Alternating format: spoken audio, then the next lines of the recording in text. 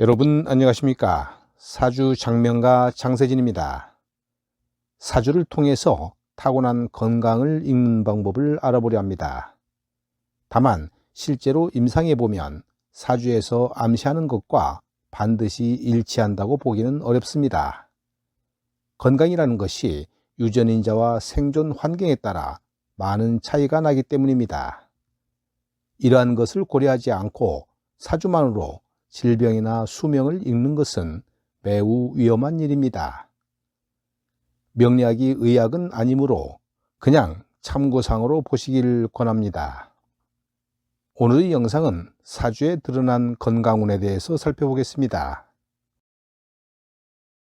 명리학을 잘 이용하면 정확한 질병을 예상할 수가 있습니다. 그래서 한의학에서는 명리학을 많이 이용합니다.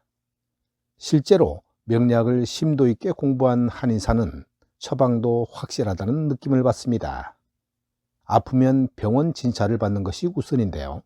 사주만을 보고 좋다느니 괜찮다느니 하는 것은 금물입니다. 사주로 건강을 보는 것은 오행의 상생상극, 충살, 형살 등으로 판단을 하게 됩니다. 용신이나 격국은 그다지 고려하지 않아도 무방하지만 쇠약한 용신이 충극을 받거나 임묘할 경우는 반드시 고려해야 합니다. 12지 각각이 해당하는 신체 부위가 있으나 모두 맞는 것은 아닌데요. 명식의 구성, 대운, 세운 등을 잘 따져야 알 수 있으므로 본 영상에서는 일반적인 사항만 언급하겠습니다. 목은 머리, 신경, 간 등에 해당하고 수족도 해당합니다. 목이 충극을 받고 있는 사주는 대부분이 간이 안 좋고 실제 간명에서도 간 때문에 사망한 사람이나 신생아가 있었습니다.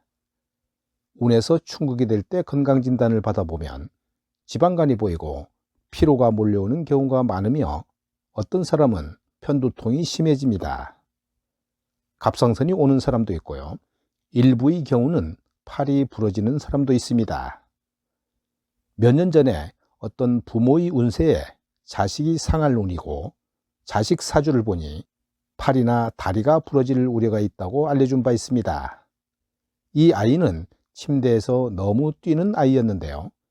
집안에서는 조심을 시켰지만 아버지가 세차하던 중 차에서 놀다가 떨어져 팔이 부러진 예가 있었습니다. 조심했으니 망정이지 그만하기를 다행이라고 했던 적이 생각납니다.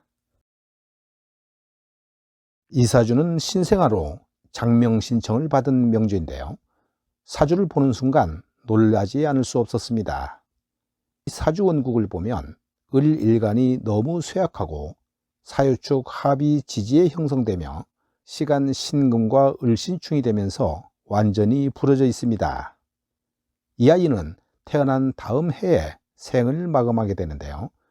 을일간이 얼마나 힘든지를 확인해 보시기 바랍니다. 사망한 시기는 정축년 갑진월, 경진일 유시인데요. 정축년에는 다시 사유축 금극이 되고 4월 갑진월에는 진유합으로 다시 금이 되는데요. 8일 경진일 유시에 사망했습니다. 이렇게 금이 둘러싸인 을일간이 쇠약할 대로 쇠약해진 상태이기 때문에 맥을 못 주고 있습니다. 장명 신청 당시에 이름을 지어줬지만 아이 엄마는 지은 이름을 쓰지 않을 것이라고 했습니다.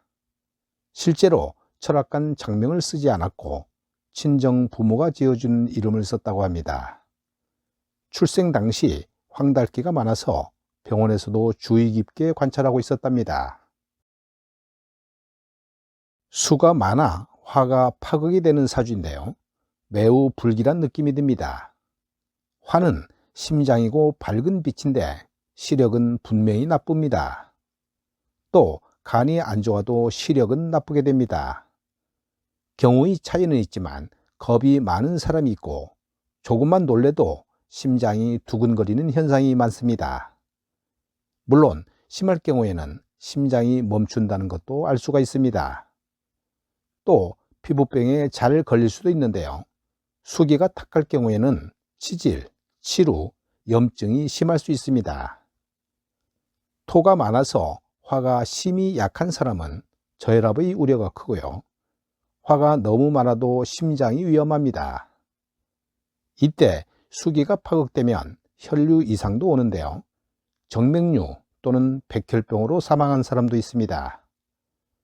목화가 귀신일 경우 대운을 만나면 뇌졸중 위험이 매우 큽니다.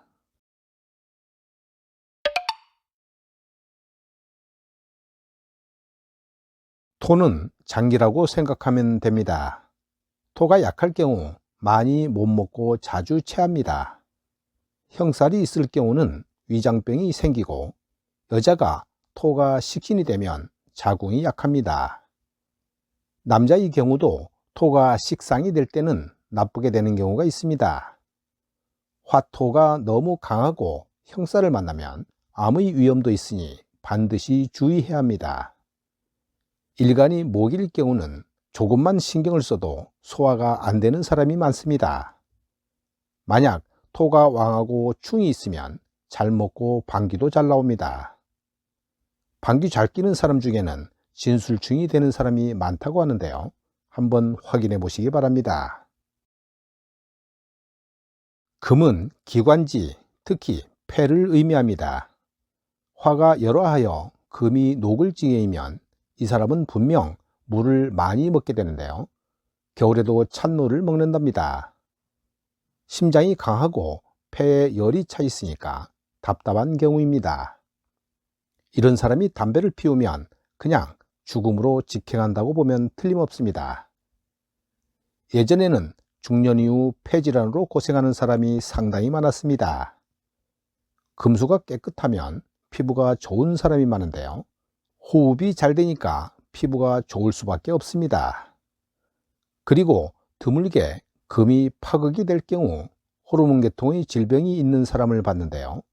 요즘은 심심찮게 생기는 것 같습니다.